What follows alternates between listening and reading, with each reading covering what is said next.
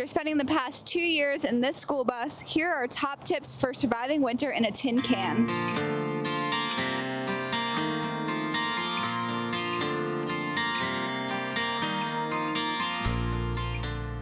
Hey, we're Jalen and Daniella. And today we're spilling all the secrets on van life in the winter. So let's check it out.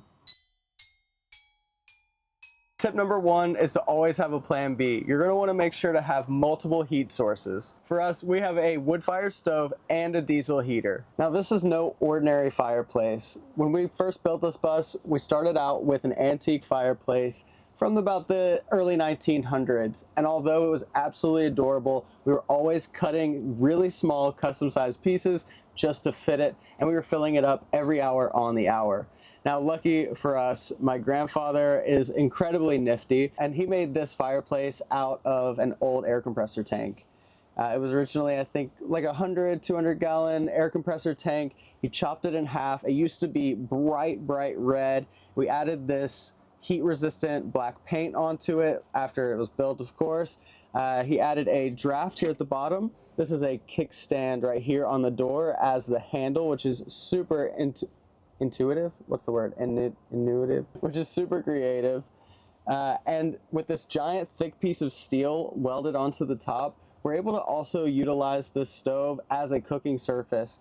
So it gives off really great dry heat, which is perfect for a small space, and you can cook meals on it. At any given moment, you can pop on a tea kettle or start an apple crumble. You never know, but you can always do it with this one. Some of the cons of having a fireplace, and especially this big, is that you actually have to keep a lot of wood with you. There's a big one. We have this giant storage underneath, and it's still probably only enough for one full day of heating the bus. Another big thing with it being this big is that sometimes it gets too hot in here. That means you're cranking the windows in order to create some air conditioning and draft when you're actually getting too hot in here in the winter. If you're looking to drive in a pinch, this one could be really tricky. That means putting out a really hot fire or even just hot coals that will stay in there for hours. They have to be removed before you drive, or else the air coming down the chimney while you drive will cause it to smoke you out.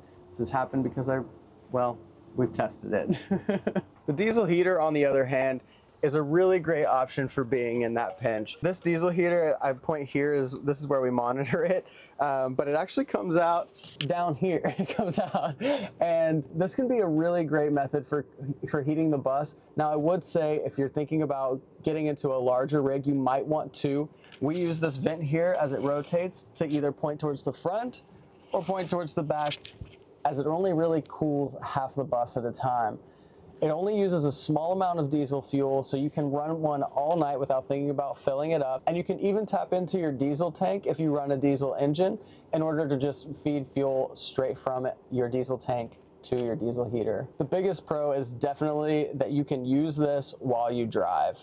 You can point it towards the front of the bus, keep it heated on those long drives through icy weathers. The biggest cons about having a diesel heater, one is that if you haven't already planned to have this in your rig, it can be tricky to find out later where you're gonna put one. Because of its inconvenient size and shape, we actually had to mount ours outside. That means it gels a lot quicker in those winter temps, meaning that around 13 to 10 degrees, you can expect that it's probably going to stop, and that's really gonna... Our diesel heater went out, and it is 17 degrees outside. Going to stop, and that's really gonna get you to our next point, which is... Our next tip is to plan for frozen pipes. It's not if, but when it's gonna happen, because it will, and it is a super big inconvenience. We store our freshwater tank under our bed, which is inside of the bus, and we did that intentionally so that it is less likely to freeze than our gray tank, which is under the bus. But either way, we've been in temperatures where both have frozen. Almost and our tips said, wow, but guess what? Our water didn't freeze over. That's just not correct. I just tried to turn the water on and the lines are completely frozen too. So gray water's frozen, regular's frozen. Even the water in Cypress's water bowl was frozen, so we should have frozen. And our tips are to stock up on extra water. If you know you're in cold temperatures, get some really big bottles of water to have on hand, as well as paper plates. We don't usually condone, but in this instance, it's okay. And reusable rags. You're gonna need to be cleaning your dishes with a spray bottle, you're gonna want drinking water and your pipes will be frozen. Pro tip for if your water pipes do freeze, open all your faucets all the way. No water will be coming out, but this is when they unfreeze, nothing will burst, it'll just flow right through. And you'll also know when your pipes unfreeze because you'll start to hear the water trickle. I have to say the grossest part with this is when the gray water is frozen and you are trying to do dishes, the dirty water in your sink with all the food and stuff just like keeps piling up, and it's a race against getting your dishes done before they touch anything gross or the sink overflows. Something else about living in a school bus in below freezing temps is that sometimes your pipes will freeze. For instance, our gray water has frozen, making doing the dishes kind of a challenge because as you do them, the water fills up, the sink will not drain, and yeah, it's really, really gross. I will have to say, one of my favorite things has got to be a heated blanket in the winter. Now, if you have the luxury of having enough solar to run this overnight, it will absolutely change the game for a cold day. That means maybe not having to turn on the diesel heater, maybe not having to run your fireplace at night. If you can stay warm and you can keep your pets warm by just the comfort of a warm blanket, you're in there. Especially if your pipes are already frozen and there's nothing left for you to try to save yourself. It's totally possible that you won't be able to run one all night. So the best way to get around having to run it all night is to put that blanket underneath another blanket, preheat your whole situation, and then it should keep you extended for quite a bit of time.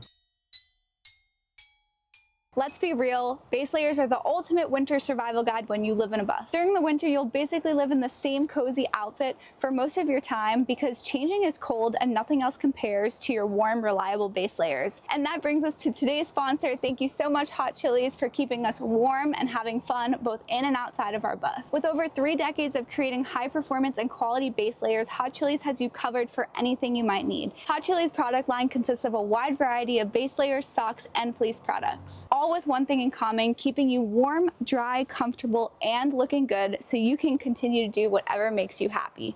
Jalen even swears that their boxers are his absolute favorite that he's ever tried on. When I was little, my mom and I used to go on ski trips all the time, and something that was so cool was she loved Hot Chili products, and being able to work with them now is such a full circle moment for me. If you're in the market for any base layers, we highly recommend Hot Chilies, and you can get 25% off using the code CREAMBASEBUS_25. We'll also link it right here. Thanks, Hot Chilies, for the sponsor, and let's get back to tip number 5. Tip number 5 is got to be good insulation, and that means especially for your windows. We've custom made ours from some old fabric that we'd had laying around for quite some time and finally put some purpose to them. We've even stuffed them with insulation known as Reflectix to keep the heat in and the cold out. We have a video on our channel describing exactly how we made these, so go check it out in that top corner when you're done with this one. Our 6th and final tip is also our favorite, and that is your home is on wheels. Take it somewhere warm. In all seriousness, we hope you enjoyed these tips, and I hope they became super helpful for you for your next journey out. Remember to like and subscribe. Thanks for watching. See you on the beach.